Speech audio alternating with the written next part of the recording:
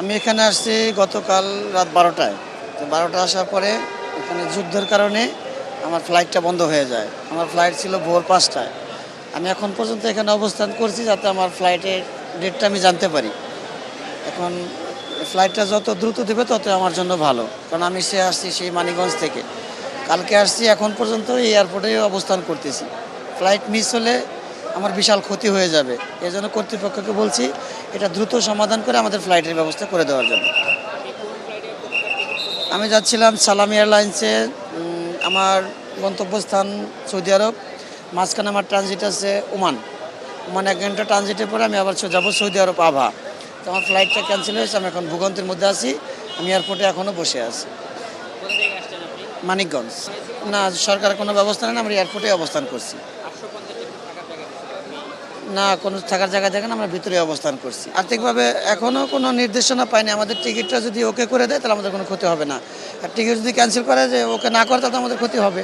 এদিকে সরকারকে খেয়াল রাখতে হবে যাতে আমাদের টিকিটটা ক্যান্সেল না হয়। ফ্লাইট ক্যান্সেল হয়েছে সমস্যা নেই, 2-1 দিনের মধ্যে ঠিক হলেও কোনো সমস্যা নাই, কিন্তু যদি টিকিটটা ওকে করে রাখে তাহলে কোনো সমস্যা নেই। টিকিট যেন ক্যান্সেল না হয়। হ্যাঁ, দুশ্চিন্তা তো অবশ্যই, যতক্ষণ পর্যন্ত না পৌঁছাবো ততক্ষণ পর্যন্ত দুশ্চিন্তায় থাকবোই। এটা সবারই থাকবে, কারণ আমার ফ্লাইট ওকে, আমার টিকিট ওকে, আমার টাকা সব ক্লিয়ার। আমার দুশ্চিন্তা না অনেক আছে। এখানে শত শত প্যাসেঞ্জার আছে টিকিট মিস, ফ্লাইট ক্যান্সেল, শত শত প্যাসেঞ্জার আছে।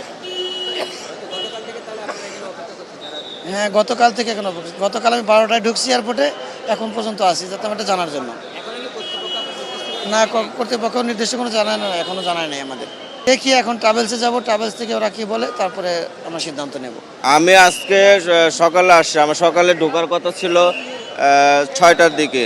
তো আমি 6টার আগে আসছি। আসার পরে দেখতেছি যে কাতার এয়ারলাইন্সের এটা ছিল, টিকিট ছিল কাতার এয়ারলাইন্স। আমি যাব সৌদি আরবে। বাংলাদেশ থেকে দোহাতে যাবে, দোহার পর থেকে সৌদি আরবে রিয়াদে।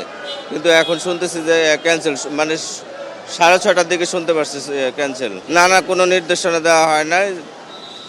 শুধু একটা মোবাইল নাম্বার দিছে, এটা মোবাইল করতে বলছে, আর আমার এজেন্সির সাথে যোগাযোগ করতে বলছে। তো দুশ্চিন্তায় তো আসলে আমরা একটা প্রিপারেশন প্রস্তুতি নিয়ে আসছি, এরপরে কখনই হবে কোনো ধরনের নিশ্চয়তা তো দিচ্ছে না, পাচ্ছি না। তো সৌদি আরব দেখতেছিলাম, এটাও ছিল আপনার আমাদের কাতারে ট্রানজিট ছিল, কাতার থেকে হচ্ছে ডাইরেক্ট রিয়াদ নিয়ে যাবে। এখন এখানে মানে কালকে রাত্রে আর কি বললো যে আর কি ওই ইরানে আক্রমণ মানে কাতারে হয়েছে, এর কারণে আর কি ফ্লাইটগুলো আর কি ওইখানে বন্ধ আছে। পরে আমরা আর কি এখানে বিস্তারিত জানার জন্য আসছি, আসার পরে এখন এখানে বলতেছে যে ফ্লাইট ক্যান্সেল হয়ে গেছে।